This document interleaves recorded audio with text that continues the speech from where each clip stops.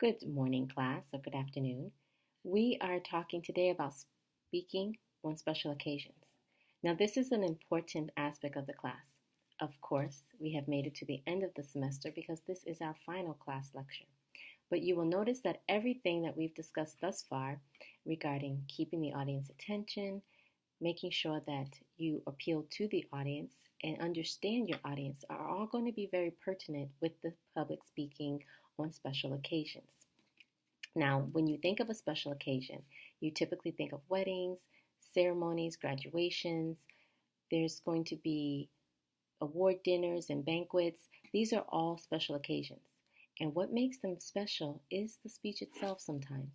It is your speech surrounding the event that makes this a very special occasion. So you want to be prepared for any type of special occasion speech.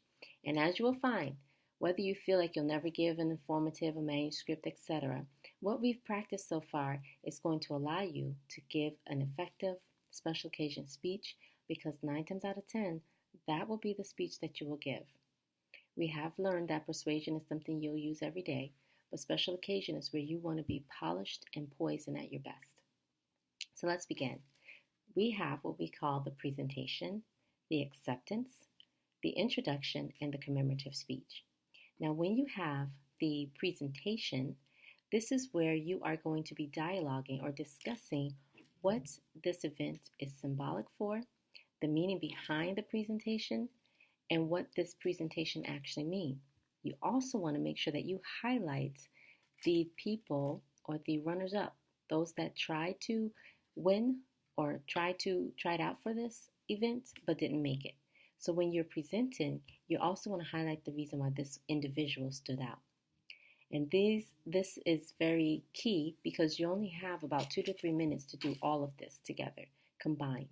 And after you do that, you turn your attention to the person of the hour, which is the person accepting the award, which logically is the next one I'm going to talk about. When you are accepting an award, you have two goals.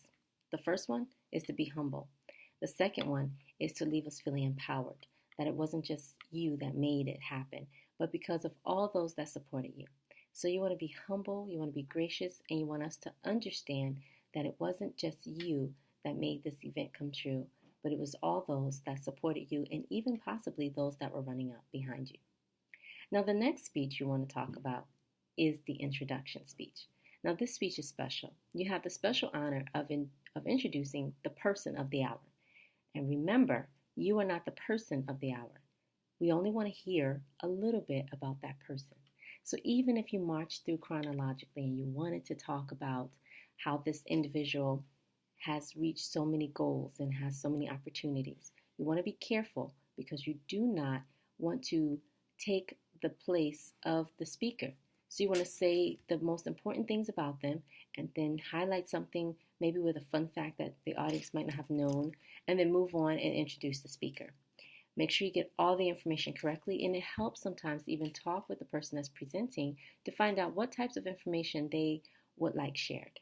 So we've gone through the acceptance, the presentation, the introduction, and finally, we're going to discuss the commemorative speech. Now, in this speech, you have to be passionate about the person that means something to you, whether you're commemorating an event or an individual. You want to talk about some aspects of who they are and what that has brought out or stood out in your life, why they are special to you, why they have impacted your life to some capacity, and you want to do this in 3 to 5 minutes. Now, I know that it seems like I might have gone through this very quickly, but that's why Chapter 18 is also there for you to read. But I wanted to give you some highlights and some important aspects. Remember, with the commemorative speech, you must be under 3 minutes.